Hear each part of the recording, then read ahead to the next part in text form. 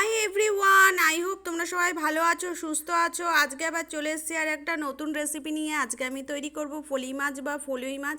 কিন্তু তার আগে তোমাদের জন্য রয়েছে একটা দারুণ টিপস। যদি তোমরা ভিডিওটা পুরোটা না দেখো তাহলে টিপসটা তোমরা জানতে পারবে না। সো তোমরা ভিডিওটা স্কিপ করো না, পুরো ভিডিওটা দেখো। আমি ভিডিও শেষে তোমাদেরকে টিপসটা বলছি। তো চলো আমার সাথে থাকো, দেখো কিভাবে তৈরি করি আমি ফলি মাছ বা ফলুই মাছ।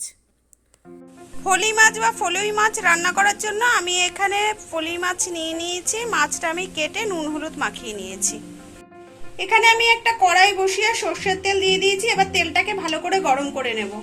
তেলটা গরম হয়ে গেছে, এবার আমি মাছগুলো দিয়ে ভেজে নেব।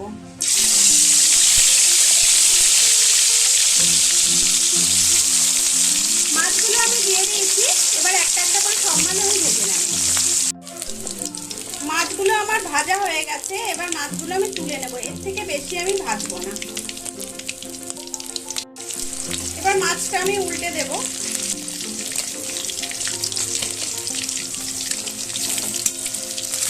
একটা দিক ভাজা হয়ে গেছে, আমি আর একটা দিক উল্টে দিচ্ছি।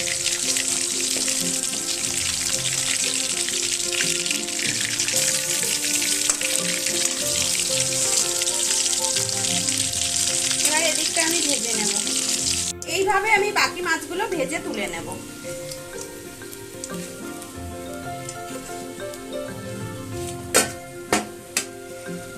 বাকি মাছগুলো আমি ছেড়ে দিচ্ছি। মাছগুলো আমি সব ভেজে নিয়েছি। এবার এই তেলের মধ্যে আমি দিয়ে দেব আলু। এখানে আমি ছোট মাপের 5টা আলু নিয়েছিলাম। এবার আলুগুলো সব ভেজে আমি তুলে নেব। আলুগুলো একটু লাল করে ভাজবো। আলুগুলো আমার ভাজা হয়ে গেছে, দেখো এরকম লাল করে আমি ভেজে নিয়েছি। এবার আলুগুলো আমি তুলে নেব। এবার এই তেলের মধ্যেই আমি ফোড়ন দেব কালো জিরে। আর দিচ্ছি জিরে বাটা, যে জিরেটা আমি খালি খোলায় ভেজে বেটে রেখেছিলাম।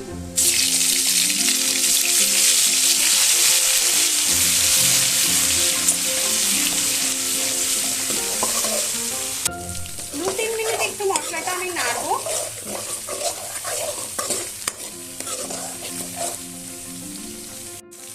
দু তিন মিনিট পর আমি এর মধ্যে দেবো আদা আর কাঁচা লঙ্কা বাটা, যেটা আমি বেটে রেখেছিলাম। দিয়ে এবার একটু ভালো করে আমি মশলাটা কষিয়ে নেব। এবার আমি এর মধ্যে দেবো 1 চামচ হলুদ গুঁড়ো। দিয়ে সব মশলার সাথে ভালো করে মিশিয়ে নেব।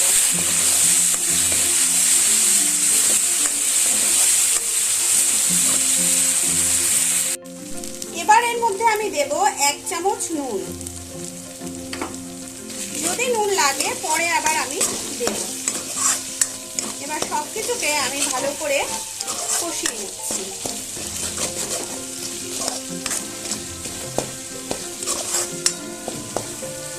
এবার এর মধ্যে আমি দিচ্ছি 1 চামচ কাশ্মীরি লঙ্কার গুঁড়ো। এতে ঝালটা হবে না, কিন্তু কালারটা সুন্দর হবে।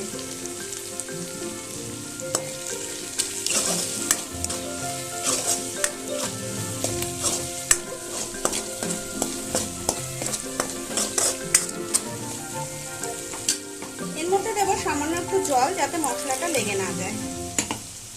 দিয়ে এবার 5 মিনিট মশলাটাকে ভালো করে কষিয়ে নেব।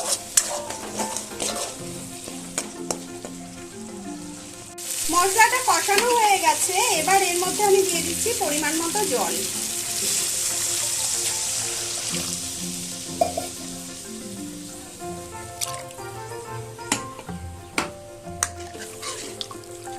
এবার আমি এর মধ্যে ভাজা আলুগুলো সব ছেড়ে দেব।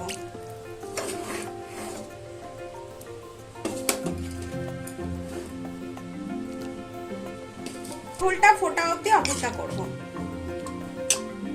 ঝোলটা ফুটতে শুরু করে দিয়েছে, এবার মাছগুলো আমি সব দিয়ে দেব।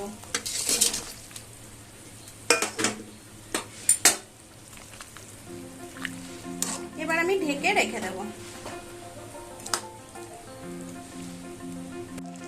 মাছটা হয়ে গেছে, এবার আমি 1/2 চামচ গরম মশলার গুঁড়ো ছড়িয়ে নামিয়ে নেব।